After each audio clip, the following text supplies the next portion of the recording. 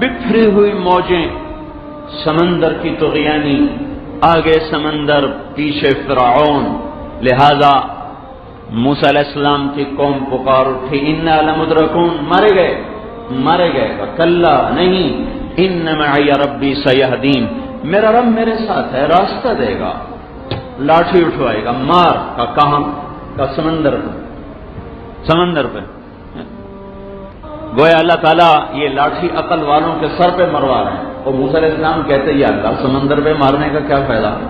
لاٹھی کہو میں فرعون کے سر پہ ماروں تو فائدہ تو فرعون کے لشکروں پر چھوڑ دوں، سانپ بن جائے اور کھا جائے. یہ کیا کہہ رہے ہو سمندر پہ لاٹھی مارو؟ یہ لاٹھی مارنے کا فائدہ کیا ہوگا؟ مارو. فاضرب بعصاک البحر، لاٹھی ماری. فانفلق البحر، جب سے دھرتی بنی زمین آسمان نے پانی کو بہتے دیکھا، پھٹتے نہیں دیکھا، ٹھہرتے نہیں دیکھا. آج چشم فلک حیران ہے، کائنات بھی حیران ہے کہ یہ کیا ہوا کہ ایک دم سمندر 12 ٹکڑوں میں تقسیم ہو کے 12 راستوں میں تبدیل ہو گیا. اور کل فرق کان کالطود العظیم، ہر پانی کے جو ایک حصہ تھا ایسے ہو گیا جیسے ریت کا ٹیلا، ایسے پانی جم کے کھڑا ہو گیا. برف نہیں بنایا، برف تو جم جاتی ہے، برف نہیں تھا، پانی تھا. ایک قطرہ دائیں بائیں نہیں ہوا. اور موسیٰ علیہ السلام کی ساری قوم اندر اتر گئی. اندر اتر کے وہ پریشان ہوئے، پتہ نہیں دائیں بائیں والوں کا کیا حال ہے. تو اللہ نے سارے پانی میں کھڑکیاں پیدا کر دی، ایک دوسرے کو دیکھتے جا رہے چلتے جا رہے، دیکھتے جا رہے چلتے جا رہے. پیچھے فرعون بھی آ گیا، وہ بھی اترا تو بنی اسرائیل گھبرائے، وہ بھی آیا. تو اللہ تعالیٰ نے موسیٰ علیہ السلام سے کہا بترک البحر رہوا انہم جند مغرقون، چھوڑ دو سمندر اسی طرح، تو پار ہوگا، یہ اندر ہوگا، تیرے سامنے ان کو ڈبو کے دکھا دوں گا. وہ پار ہوئے، وہ اندر ہوا. جب آخری سپاہی بھی اندر آ گیا تو اللہ نے سمندر سے کہا اپنی اصلی حالت پہ آ جاؤ.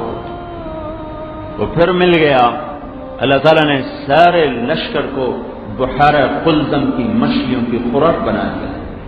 کیا سمجھایا ہمیں کہ کائنات کی بنی ہوئی چیزوں کے غلام مت بنو، اللہ کے غلام بنو جو یہ سب کچھ کر کے دکھا رہا ہے. 10 برس کی تحقیق تھی، ڈنڈا یوں یہاں رکھ کے ٹیک لگا کر، وہ 2 شاخہ تھا ایسے ڈنڈا، اس پہ یوں ٹیک لگا کے بکریاں چرا رہے، پھر اسی سے یوں پتے جھاڑ رہے، پھر اور اس سے کام لے رہے. اللہ نے کہا القھا وما تلک بیمینک یا موسیٰ، یہ کیا ہے؟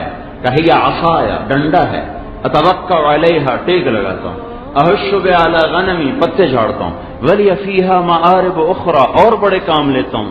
قال القھا، انہوں نے پھینکا، فالقاها، پھینکا، فاذا هی حیۃ تسعى، وہ جو یوں گرا تو یوں پھنکارتا ہوا سانپ بن کے اٹھا ایسے. اور وہ حیۃ زہریلا، جان فرتیلا، ثعبان عظیم الجثہ، 3 مختلف قسموں کا سانپ ایک سانپ میں داخل ہو گیا. لمبائی میں ثعبان اژدہا، زہر میں حیہ، اور پھرتی میں تیزی میں جان. چھوٹا سانپ تیز دوڑتا ہے، بڑا سانپ تیز نہیں دوڑ سکتا. بڑا سانپ زہریلا نہیں ہوتا، حیہ زہریلا ہوتا ہے.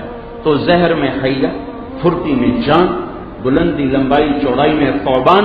موسیٰ علیہ السلام بھاگے، کہا بھاگو نہیں، پکڑو، سنعیدھا سیرتھا الاولی، اسے پکڑو، میں دوبارہ ڈنڈا بناؤں گا. جو ہاتھ لگا اللہ نے فوراً ڈنڈا بنا کے واپس کر دیا. ہمیں کیا سمجھا رہے ہیں؟ ارے میرے بندو، دکان کے پابند بن کے مت چلو، میرے پابند بن کے چلو. نفع اللہ کی طرف سے آتے ہیں، نقصان اللہ کی طرف سے آتے ہیں. نفعوں کے پیچھے بھاگو نہیں، نقصان سے ڈر کے ہٹو نہیں. اپنے اللہ کے امر کو دیکھو، کہتا ہے کرو تو کرو چاہے نقصان ہو، کہتا ہے بچو تو چھوڑو چاہے نفع قربان ہو. ہم نہ نفع کے غلام، نہ نقصان کے غلام، نہ چیزوں کے غلام، نہ مادے کے غلام، نہ حکومت کے غلام، نہ قوم کے غلام، نہ وطن کے غلام، نہ نفس کے غلام، نہ بیوی کے غلام، نہ بچوں کے غلام، نہ پیسے کے غلام، نہ عہدے کے غلام، نہ پیشے کے غلام، نہ سیاست کے غلام، نہ پارٹی کے غلام، نہ سرداری کے غلام، نہ زراعت کے غلام، نہ تجارت کے غلام، ہم کسی چیز کے غلام نہیں ہیں، ہم صرف اللہ اور اس کے رسول کے غلام ہیں۔